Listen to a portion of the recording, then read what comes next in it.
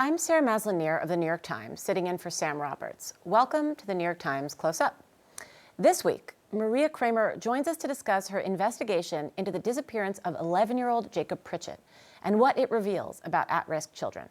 But first, when conspiracy theories about the attack at the White House Correspondents Dinner last weekend raced ahead of the facts online, it was a reminder of how much the national security landscape has changed. Stephen Lee Myers has reported from war zones like Baghdad and now covers misinformation and disinformation as foreign propaganda, deepfakes, and viral lies converge online ahead of the 2026 midterms. He joins us now to talk about what this new information war means for American democracy. Welcome. Great to be with you. So, what makes this particular instance really striking is that you had a bunch of professional truth tellers, journalists, at that event, literally reporting from the floor while they were underneath their tables and their burrata salad was uneaten, and yet lies still propagated. I think there was one call you described from a journalist reporting that got dropped. And what happened with that? In that case, people began to speculate that that was part of a conspiracy or evidence of a conspiracy. People immediately jumped on the idea that this was staged, that it was a false flag attack, or that it was somehow not really an attempt by a young man to storm this event and kill people. And yet people would rather, again, because it's sensational, some of it's politically motivated, clearly, but there is just no evidence of that. And there would be no evidence of that within minutes of something happening. And that's the problem. I think that the social media era has also, and the smartphone era has also, it inculcated us in this idea that you just look immediately are gratified with information. But sometimes it takes time to investigate something. Who is this guy? Like what happened? Where was he? And I'm out here in California, and the first minutes of this were just so confusing to me because, of course, I wasn't there. And it even for someone who was there, I think. But then what you have injecting itself into this moment of genuine concern and confusion, people who are just in it for the I don't want to say the laughs, because they're in it for the money, and so they want to incite this, the people who are following them to keep them engaged on their accounts. Well, you've described the internet as at war with the truth, and I think it's fascinating. There's like a gamification of this, like Just for Yucks. There's the social currency people are getting, and there's the monetizability that the platforms are profiting from. But then there's this other side that you've also covered, which is when it becomes a political move. And that's where you look at the disinformation, memification of propaganda. And can we talk about that? That's fascinating to me, because those lies and political agendas are getting amplified in the same way to a very different effect from foreign actors. Can you talk about your work in this same space in Iran, of all places? Sure. To step back a little bit, I always distinguish misinformation and disinformation. Misinformation can be when you're just confused. You make a mistake. You repeat something that you think might be true, but it turns out isn't. There's no intention for you to deceive someone, and that's what disinformation is. And so when, again, in any, Oh, I think you mean disinformation. Misinformation is not to deceive, just unintentional. it may Disinformation. deceive. It may deceive, but it's not intended to. Got And it. so what you have with disinformation is people who know they are misleading you, and they're doing it for some purpose. And again, it could be financial, it could be political. And when you start talking about foreign actors, it becomes, a national security matter. And, there are countries out there, adversaries, of course, that want to disrupt our political system. And one way to do that is by pushing this propaganda. It could be pushing disinformation, pretending they're Americans, and there are numerous ways. And unfortunately, it's become a greater and greater problem over the last few years. I was blown away by Iran or Iranians using Legos. Can you talk to us about that? The Lego videos have gotten a lot of attention because they're very well done.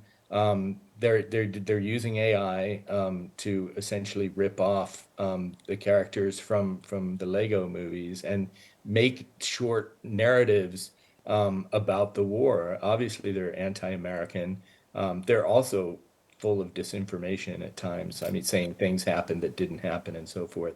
But because they're in this engaging style of an animation, it's not pretending to be a real video, obviously, but it's a way to satirize the president, the Israeli government, and they've been wildly successful, I think, because people, are curious to see them, first of all. And it's giving a view of the Iranian government in a way that I think people are not turned off by, if that makes sense. And it was fascinating to me. You found the 10-person Iranian shop that creates these, and they're licensing them to the government there. But it's Americans who are sharing them in the millions. How does that work? Well, honestly, it's not just Americans. I think that it's obviously targeted at a largely English-speaking audience, so a global audience. And I've seen them, and of course, many imitators now, all over the world. And so Iran is trying to get its message out to Europe, to Africa, to Asia, that they're, under attack by this, imperial power. This coalition of Israel and the United States. And so you're right, though, that a lot of these people a lot of people who encounter these online will share them because they're funny, because they're also opposed to the war. On the They're not right and really the funny, I left. should say. And it's not strictly partisan in that sense in the U.S. context. I think people on the right who are opposed to the war and people on the left want to essentially use the propaganda of the adversary to make to bolster their point about the war being improper. Who's fighting back, and what does fighting back look like? I think at one point you said the more true information that goes out there, the more it inflames the lies. I'm blown away by this. So who's trying to fix this, and is it working? I'll tell you honestly, what's changed in the last few years, and this is partly political in the United States, is that there was a feeling that if you tried to restrict content in any way on the platforms, you were censoring people. And obviously we have First Amendment rights to say what we want, including things that maybe even offend other people. But the platforms themselves developed rules over time. Facebook, Twitter, now X, Instagram, TikTok, YouTube, they all have rules against certain kinds of things that they don't want on their platforms. That includes violent imagery, pictures of people being, harmed or killed, obviously child pornography. So they have mechanisms internally to police that they don't have this on their thing. But I think that in the last few years, there's been this idea that they need to step back. What was interesting at the beginning of the war was X put out an announcement that it would not, how do I say it? X put out an announcement that it would punish users who posted fake videos of the conflict. So you would see in the beginning, of course, a lot of pictures of American soldiers being captured. And AI tools now that we all have access to can make these videos in seconds and purport them to be real. So X has been taking down some of those, which is an unusual step for them because they'd really step back from any kind of moderation on there. There isn't a consistent regulatory response to this kind of disinformation. And so it ends up being very hit and miss. And generally, in the last few years, I think you've seen a laxer effort in trying to control this content. Europe, as the European Union, has been trying to do more, but is running into opposition from the Trump administration, saying that what they're trying to do is a violation of First Amendment rights. Is censorship. So in these vacuums of information that we spoke about, often lies get flooded in there. But I want to take us back to the release of the Epstein documents, you have millions and millions of unvetted pieces of information. What kind of ecosystem of misinformation or disinformation did that set off? And does that kind of flooding the zone of information combat this, inflame this phenomenon? Well, the Epstein files are a touchy subject, I think, as you can imagine. And I think the opening of the files produced another flood of disinformation, which was one of the things that made it really difficult to sort through what really was in the files and what, because people could quickly make fakes of Epstein with whoever they wanted to discredit. And so there were, including President Trump. So there were a lot of fake photos and stuff that were generated out of the real photos that were released. It's interesting too that the Epstein files has been one of the themes of the disinformation around the conflict with Iran, Iranians and others, and including Americans, saying that the war is being conducted as a way to distract from the release of these files. We hear that constantly, and that was part of some of the conspiracy theories around the attempted shooting. That somehow the way to change the subject away from the fairly damning revelations in those files is to focus on some other kind of crisis. I also think there was an interesting quote in your most recent story that the hallmark of this is not people looking for the truth. They're looking for confirmation of something they already believe. And I feel like that's a bit of a dangerous position that we find ourselves in for larger things, for our democracy.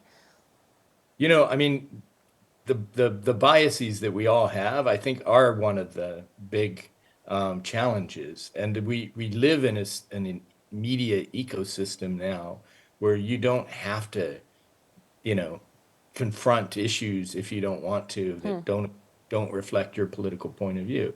And so people are kind of siloed into these camps and aren't hearing necessarily, alternative views or even factual views that might counter their thing. So there is a kind of affirmation bias that's happening.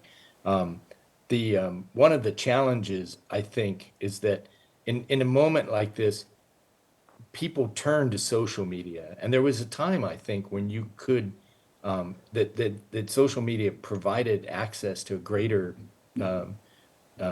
world outside than you had in the old days, right? And so you could see Iranian videos, you could see videos from Gaza during the conflict, from Ukraine and so forth, and also natural disasters or any news event suddenly was, able to stream into your phone. And people, I think, confuse that with journalism, which involves going out and finding facts and balancing reports that are often contradictory. And, the mainstream media, which is often derided, sadly, is, this is their job. And, it can be television, it can be newspapers. It's not just the New York Times, it's mainstream media around the world. They put in the effort, they put in the manpower, the resources to go and find out what's happening. And that is not what happens when you see people just spouting off on social media.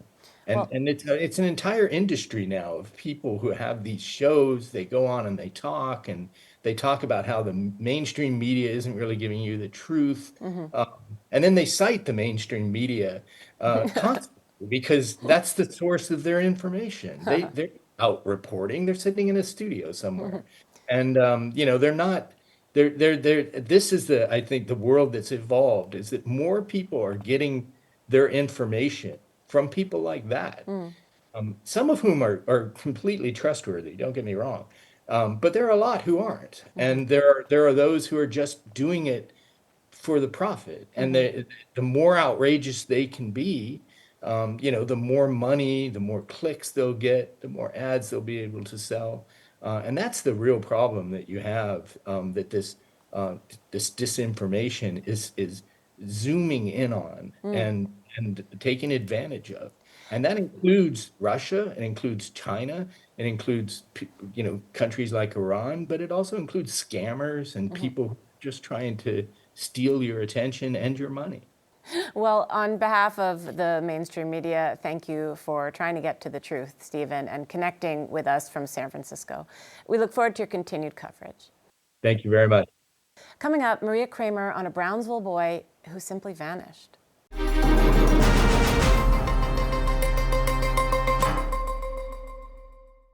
In Brownsville, Brooklyn, an 11-year-old boy with autism is missing.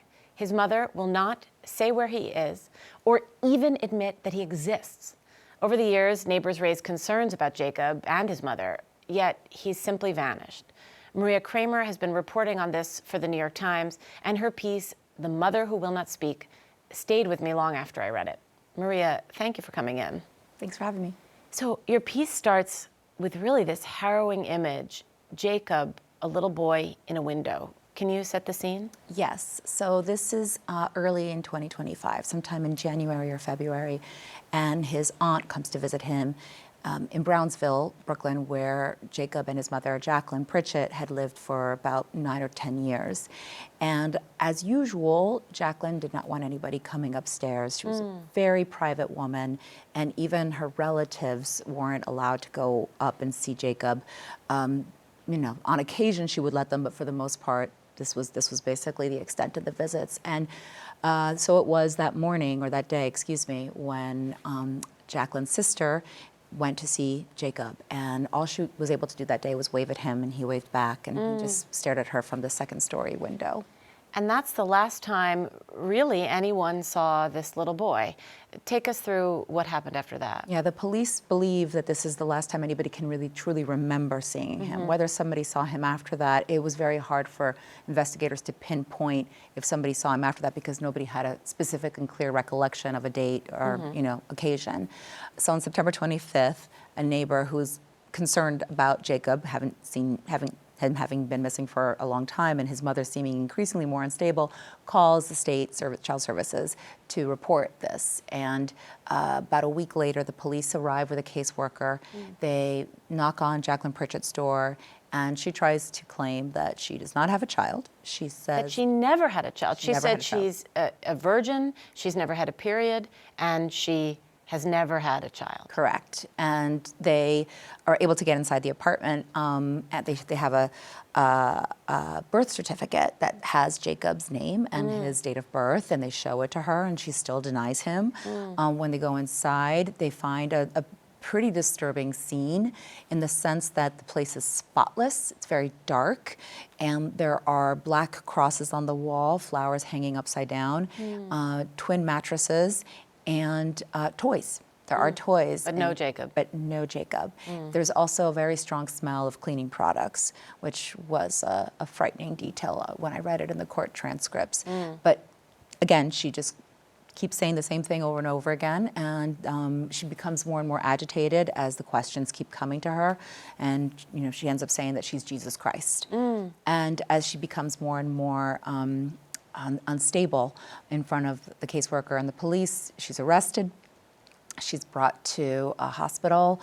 She's brought to Bellevue, and where she's kept for observation for 9 days, and she is restrained that entire time. Wow. Held, yeah, wow. Under the police guard. So where this case takes a really strange and unique twist is that this woman has persisted in not speaking at any court hearing about where Jacob is, what happened, whether he exists. Talk us through that. Yes. So after she's released from the hospital, she's there for 9 days. She goes to court, family court specifically in Brooklyn, and a judge orders her to say, "Where's Jacob? Tell us where Jacob is." And she, again, refuses. And the lawyers who are representing her from the Brooklyn Defender's Office, they say that she's invoking her Fifth Amendment right against self-incrimination. So the judge says, well, we're going to send you to Rikers, and we're going to send you to Rikers. We're going to keep you in Rikers until you decide that you've been there long enough and you want to tell us what's happened to this boy. And this is a very controversial decision because she does have a right under the Constitution not to incriminate herself. And she hasn't been charged with a crime. And she has not been charged with a crime. The police don't have evidence to charge her with any kind of a crime or anybody else with a crime. At this point, her only crime, if you can call it that because it's a civil order, is refusing to comply with a civil order to say where Jacob is. Which you're allowed to do, invoking your Fifth Amendment right. You're allowed to invoke your Fifth Amendment rights. And so what ends up happening is that she's held for many weeks, more than 8 weeks in total. During that time, her lawyers are appealing to the state Supreme Court, arguing this very point, that you cannot hold a person in contempt because they refuse to say something that would violate their own rights. And ultimately they're successful. And she's released. And she's still at large, and there's still no Jacob. So they've been looking for him. There was some traces of blood, a cadaver dog found some indication, and what have they done? A cadaver dog got a hit on the refrigerator in the apartment, also got a hit on the mattress. I'm sorry, that was outside by the dumpsters of the apartment building. But that's not enough. I mean, your DNA could be found in your apartment, in my apartment. I have blood in my apartment. That's not evidence of a crime. That's just evidence that, somebody bled there. Cut themselves, yeah. Exactly.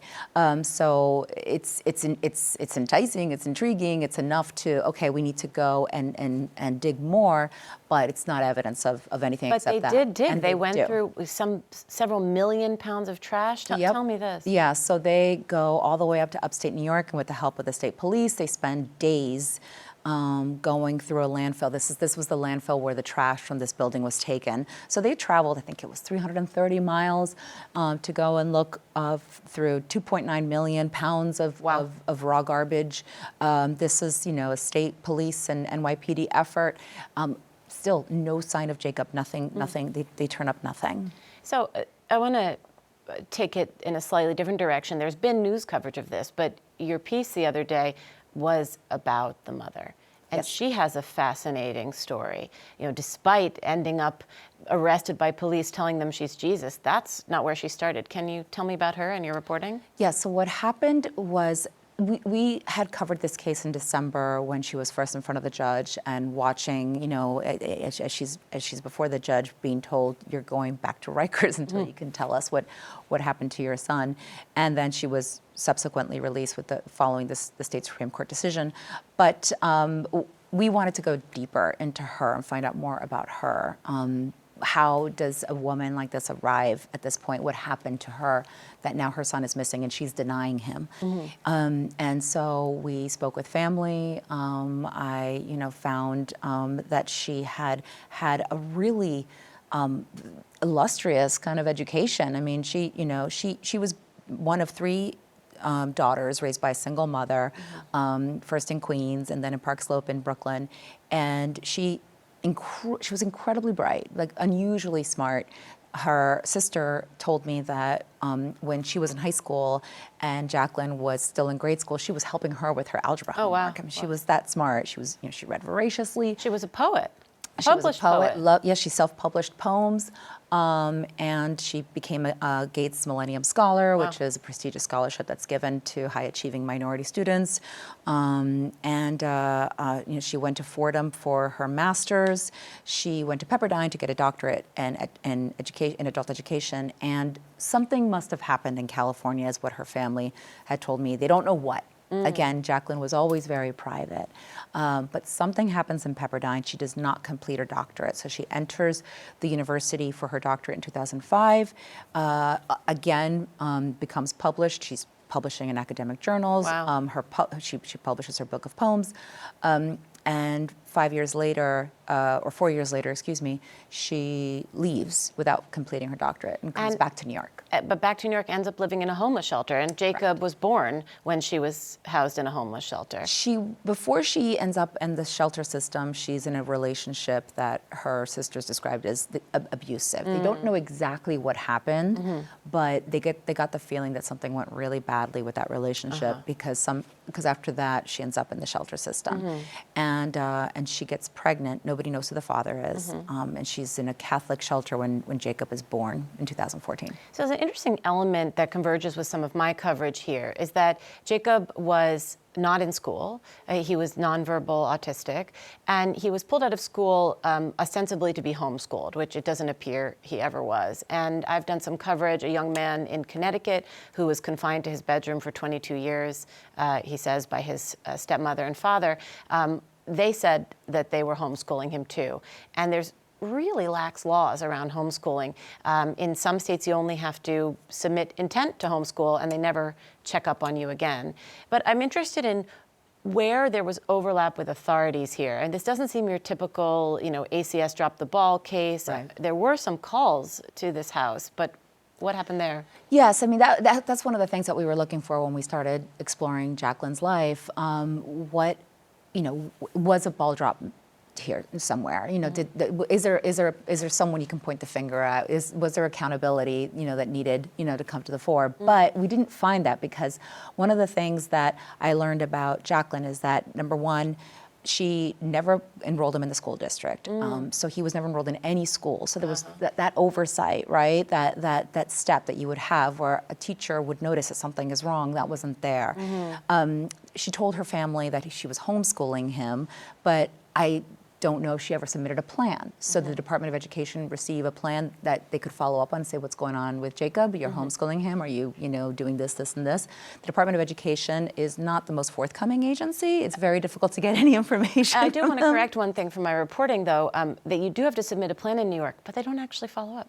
Okay, yes. So, it's sort of... They're supposed to, though. They don't actually have the mechanisms to. It's a pretty interesting loophole.